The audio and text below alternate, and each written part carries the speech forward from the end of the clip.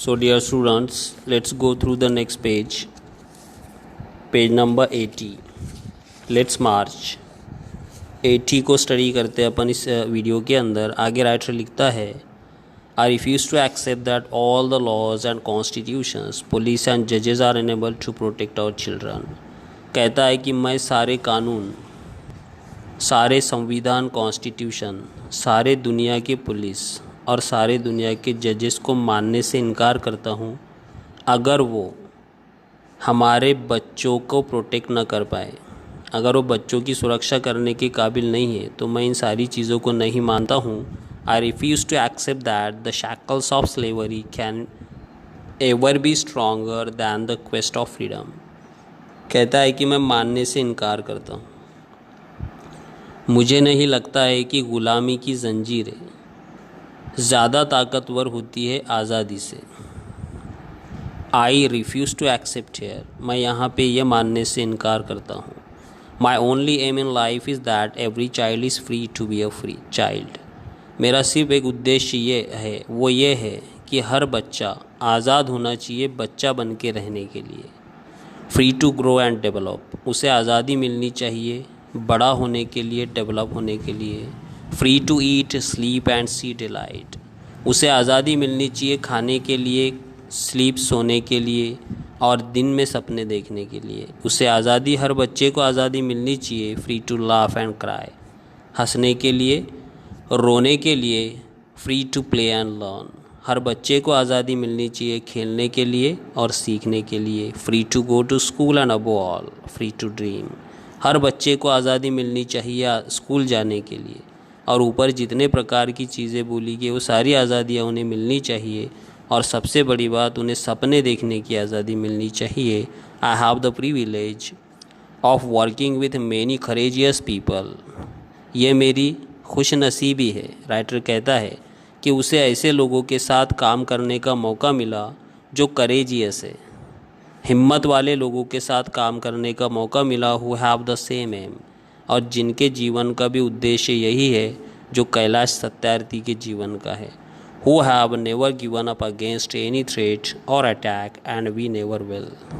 जिन्होंने कभी भी ऐसे अटैक्स का साथ नहीं दिया, उन्होंने कभी अपनी कोशिशें नहीं छोड़ी, हमेशा वो तैयार रहे और ना ही उनकी इच्छा शक्ति कभी ख़त्म हुई कि वो बच्चों का साथ ना दे. We have made progress in the last couple of decades. Writer कहता है कि पिछले कुछ सालों में हमने बहुत उन्नति की है, प्रोग्रेस किया है. We have reduce the number of out of school children by half. कहता है कि हमने आधे से ज़्यादा स्टूडेंट्स जो स्कूल नहीं जाते थे उन्हें स्कूल तक पहुंचाया. We have reduce the number of child labourers by third. कहता है कि हमने 1/3% जो बच्चे काम करते थे उनका काम छुड़वा दिया बचपन में ही, जिनको चाइल्ड लेबर बनाया गया था. अब वो बच्चे आज़ाद हैं. We have reduce child mortality and malnutrition. हमने वो आंकड़ा कम किया जहाँ पे बच्चों को मारा जाता था, जहाँ पे बच्चों को खाना नहीं मिलता था पेट भर. ऐसे बच्चों को हमने आज़ाद करवाया. And we have prevented millions of child deaths. और हमने मिलियंस ऑफ बच्चों को मरने से बचाया है. But let us make no mistake. लेकिन अगर मैं कोई गलती नहीं कर रहा हूँ, ग्रेट चैलेंजेस स्टिल रिमेन. अभी भी हमारे सामने बहुत बड़े बड़े चैलेंजेस खड़े हैं. फ्रेंड्स, दोस्तों, द बिगेस्ट चैलेंज और biggest crisis knocking on the doors of human kind is fear and intolerance. कहता है कि हमारे सामने सबसे बड़ा चैलेंज अभी भी ये है, सबसे बड़ी परेशानी हमारे समाज में, पूरे दुनिया में ये है कि हमारे दरवाज़े पे अभी भी डर खड़ा हुआ है और हमारी जो सोच है बहुत छोटी है. हमें हमारे मन से डर निकालना होगा किसी बच्चे की मदद करने के लिए और हमारी सोच को बढ़ाना होगा. We have utterly failed our children in imparting an education. हम बहुत बुरे तरीके से फेल हुए हैं, नाकाम हुए हैं हमारे बच्चों को एजुकेशन दिलाने में. An education that gives the meaning and objective of life. वो शिक्षण, वो एजुकेशन जो हमारे जीवन को सही मीनिंग देता है, हमारे जीवन को एक सुंदर सा उद्देश्य देता है, लक्ष्य देता है. An education that gives a sense of global citizenship among the youth.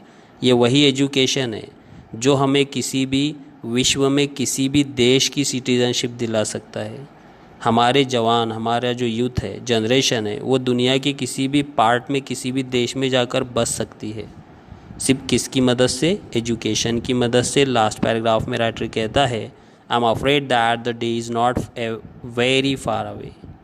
मुझे डर है कि वो दिन ज़्यादा दूर नहीं, when the cumulative result of this failure will culminate in an unprecedented violence and that will be suicidal for humankind।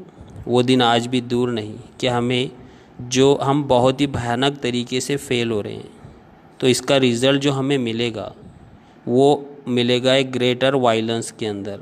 समाज में वायलेंस बढ़ता जाएगा, फसादात बढ़ते जाएंगे क्योंकि बच्चों पे अन्याय हो रहा है। And that will be suicidal for human kind. और उस दिन ये मानवता के लिए आत्महत्या होगी, क्योंकि एक बच्चा अगर गलत मार्ग पे चलता है तो कल वो समाज की जिम्मेदारियां नहीं उठा सकता, वो क्रिमिनल ही बनेगा। और अगर ऐसे बच्चे का परसेंटेज बढ़ता रहेगा समाज में, तो हम ऐसे बच्चे नहीं बढ़ा रहे बल्कि समाज में क्रिमिनल्स ज़्यादा बढ़ा रहे हैं। यहाँ पे ये पेज कंप्लीट होता है। नेक्स्ट वीडियो में अपन 81 को स्टडी करेंगे। Thank you.